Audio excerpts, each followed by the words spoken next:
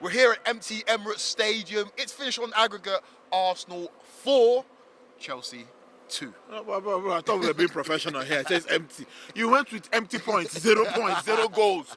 Bro, you guys couldn't create anything. You say what you. happened You to say you. I'm a neutral observer. Okay, guys. now you're SportyTV.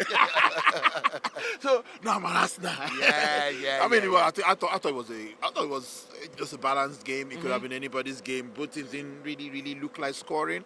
Apart from the last chance, obviously, we expected Chelsea to go for it.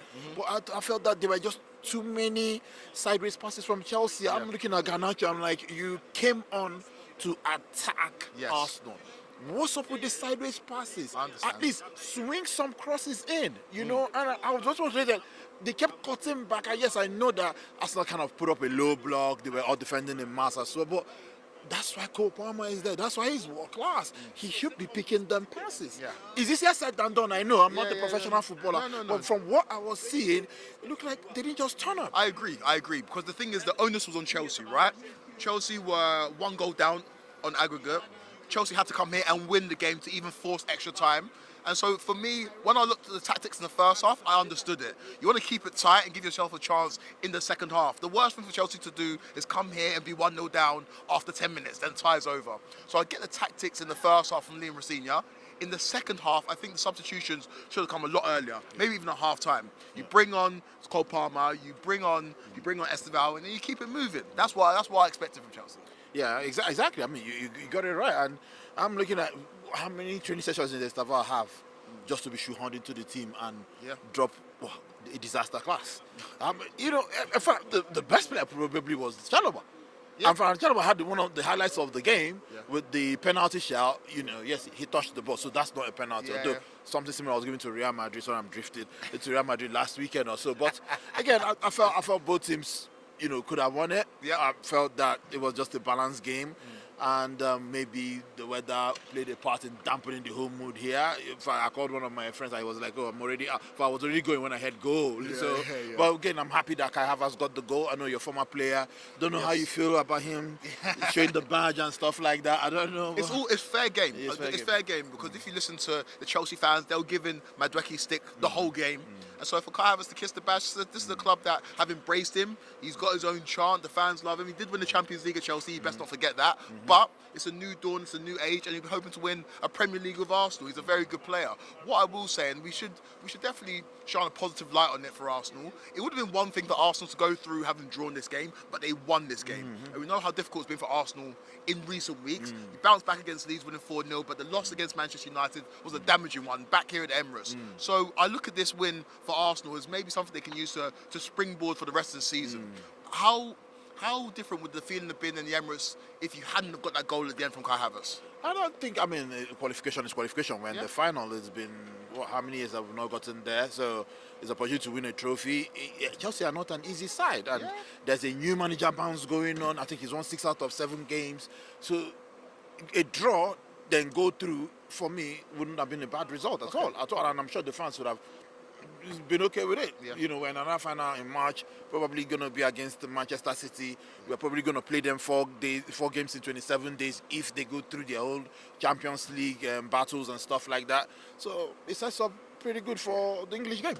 I've got a question for you, right? And Arsenal fans are trying to dodge and duck and dive this, but I'm hearing talks of 4 trophies. I'm hearing talks of the quadruple. This is the first step on that possibly incredible journey for Arsenal. We don't know who the final is going to be up against, but we know you've made it through to the last 16 of the Champions League, you're top of the Premier League, into the 4th round of the FA Cup. Is the quadruple a realistic expectation for this Arsenal side this season? I mean, we are taking it 1 game at a time. I don't know those that are saying... This is the politically correct Kelechi. I want the Kelechi that... No, I don't know those that are saying it's 1 game at... See, it's the Premier League. Anybody can win anybody. Was I expecting to lose to Manchester United? No.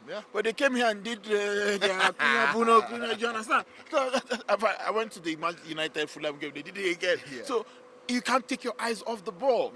You know, last weekend Fulham did it, scored in the 2nd minute, 2 minutes later, Man United won the game. So...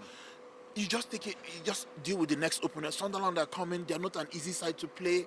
This weekend they are coming to the Emirates. You deal with Sunderland. Then Brentford. Just take it 1 game at a time. Then when you now get to the finish line, then you know you've won. Don't think about photo. I'm sure, I'm 100% sure that the players are not even thinking about it. Yeah. They were thinking squarely on Chelsea tonight. After Chelsea, they rest, regroup, they play the next opponent. That's how you go. Don't count your chickens before it hatches. How do you say it? And I'm saying proverbs here that I forgot it. But don't count your chickens before it hatches. Yeah. That's what I'm gonna say. And in terms of, we're going to get run over here by the cars behind us. But in terms of the final, we don't know who Arsenal are going to play yet. Either Newcastle, either Man City. We're assuming Man City because they take a 2-goal lead into their second leg of the semi-final. What do you reckon you can expect from a Man City team, if it is them, in the final, who, like you say, you'll play multiple times this season? I mean, like you said, it might not be them as well. Newcastle can turn up and win the game, although Bruno Guimaraes is injured, as I heard. Exactly. So it's going to be a difficult task, but it's football. Anybody can win. This Manchester City team haven't been really convincing. They've been, against Tottenham, against a makeshift defense, like proper makeshift. Like Paulinho are playing in defense, bro. Like, what's his name? What's his name? Like, everything was makeshift. Yes. The second half, Romero got injured and left. Yeah. Makeshift, and they still equalized 2-2. So a Newcastle can turn up and we play them. But let me now focus on your question. Manchester City, we know them. Yeah. The last time they came here, they were squarely parking the bus. Yeah. And that shows that they respect us. Again, that doesn't mean that we're going to win it. We're going to treat them with respect. They are former champions. They've won this Carabao Cup multiple times in recent times. I will expect a very, very tight game, a very tactical game. How do you guys call it? Is it master versus apprentice now? They know themselves. They cancel each other out. But it's a big occasion in Wembley. The last time we faced each other in Wembley in the Community Shield, we won. I know people don't count it as a trophy like that. I count it as a trophy because if you can count, if you can count Super Cup as a trophy, Charity Shield is a trophy. It's 2 winners. So UEFA Super Cup is a trophy. You know how you call it? Do you know why it's not trophy? Because the original name was Charity Shield. It's a charity. No, community Shield. No, they are donating the money gained from ticket sales to the charities. That's what it means. You understand? So, Let's look just to the final, right? And this is a competition that we know Arsenal haven't got a great record in. Arsenal have only won the League Cup twice in their history. The last time came in 1993. It's a long time ago. For Arsenal, it seems like in the Wenger years, they underestimated this competition. In the early Arteta years, also underestimated this competition. But this year, we've seen Arsenal take it very, very seriously. Does that speak to the desperation for this group of players and the manager that they need and they want to win the trophy? I don't think it was underestimated. I think they were just giving other players opportunity to play. And they were trying to blood in young talents and everything. Okay. Now, you need a trophy to go for the bigger ones. It will give you that what do you call it now?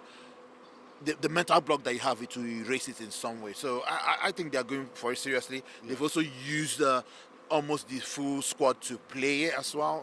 Everybody got game time in the competition, so you can't say the minutes have not been distributed. They've been distributed. They are going for it. And if they win it, who knows what can happen? Maybe the quadruple that they are saying might happen, but again, it's one game at a time. One game at a time. Those are the thoughts of Kelechi, a very, very happy, neutral kind of Arsenal fan. Of course, it ended Arsenal 4, Chelsea 2. Arsenal through to the final of the Carabao Cup, where they'll meet either Man City or Newcastle. And of course, SportyTV will have you covered. Ahari, ahari, ahari, ahari.